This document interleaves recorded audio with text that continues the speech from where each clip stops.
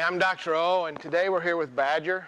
And Badger's a 13-year-old roping horse that seems to be doing pretty good, but if you notice, Badger is in a lot of pain. His ears are pinned back. If we ask him to move, he's shy around the head. We come in here and we ask him to we give him a little bit in the girth area. He shows us he's shy. He's very, very jumpy no matter where we touch him. If we ask him to do a butt tuck, he immediately moves away. He's very, very, very, very leery of us the whole way through. So, how are we going to fix this guy's pain? We have to remember that pain is very important. That pain is important to the horse, but it's a different importance to the horse than it is to us. A horse will run, even though he hurts, to get away from the lion, because if he doesn't, he'll end up being lunch, and it doesn't matter how much pain he's in. So these guys will work through pain. They will move through pain, but remember that pain builds superhighways. And so as long as the pain is there, it keeps building more and more nerve pathways to reinforce the pain. And so we need to come in and help get rid of this pain. We can do several things with this guy. We should have him on some sort of a joint supplement, like the CDLM in his feed. Okay, this is going to help the CDLM. This is going to help lubricate his joints. It's also got anti-inflammatory properties in there that's going to help break that inflammation cascade. It's going to help stop that inflammation cascade, because this guy not only has pain coming from some of his joints. I mean, obviously he's got some pain coming from his pull area. That's why he doesn't want us to mess with it. He has, if we look at his teeth real close, we notice that he has an overbite. Plus his jaw, bottom jaw, is offset. That means he's not able to chew right. Remember, his proprioception is incorrect. So that's going on. So he's got pain here. He's got pain here.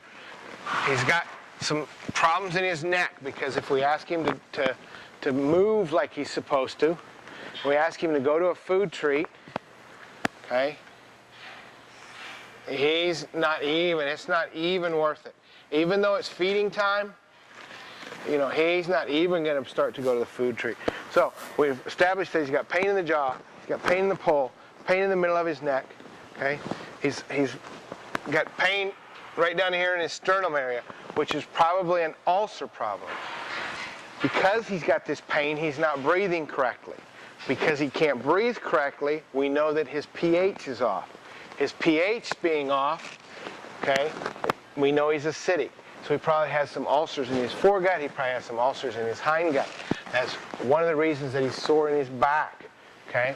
Not only is that, so we need to look at some things like, we should put him on some Sornomor before we ride him, because we know he works. We can put the Sornomor underneath the saddle. Dr. O, can I ask you a question really quick, because I'm in a really big hurry and I need to know right away, because I'm a little bit afraid of this horse. Yes. If I come up to this horse and I want to ride this horse and I'm breathing like this and I'm sitting still and I'm not moving and I forget to breathe, what kind of ride am I going to have? You're not going to have a very good ride. So he's going to Why? Because he's a he can't horse. breathe. He's an old horse. Because he can't breathe. He's real jumpy. We need to breathe deep, and we need to help him breathe deep. Because if we breathe deep and we're not relaxed, if we're relaxed, then that will help him relax. Oh.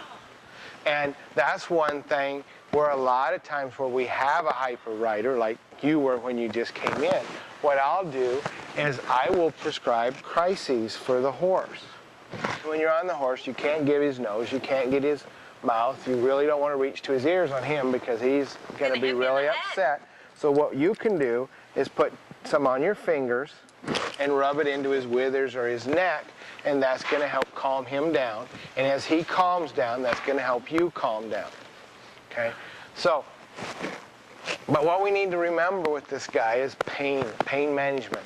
And remember that pain that comes from anywhere, so in his gut, so we need to buffer his gut. We need to change his diet. We need to put him on a high protein, high fat diet. That's going to help his pain. It's going to help him move better. We need to keep him adjusted. We need to adjust him on a regular basis. You know, this guy might need to be adjusted every 2 weeks instead of once a month for a while until he starts to move better, until he starts to feel better. We need to use, you know, we may want to put a back on track blanket on him to increase his circulation to all of his joints. We might want to use Cedar. This is a candidate, a really good candidate for acupuncture treatment. Acupuncture is going to help with his pain level. We're going to put him on some sort of anti-inflammatory in his feed. We want to look at his teeth. Remember that his jaw was off and that he had an overjet and that his was off to one side, because all of this goes together. So when we're looking at a horse like this, it's a good worker. But he gives us some indications of pain, especially when we're just sitting here working on the ground, okay? The way he reacts to us. We take a guy like this, and if we can help manage his pain and help calm him down, okay, through a multifaceted approach. This is a horse that we're not going to be able to solve his problems with one adjustment. We're not going to be able to solve his problem with one acupuncture treatment or just using an anti-inflammatory in his food. If we want to really help harmonize this guy's health, we need to use a multifaceted approach, and that will make him be the horse that we want him to be.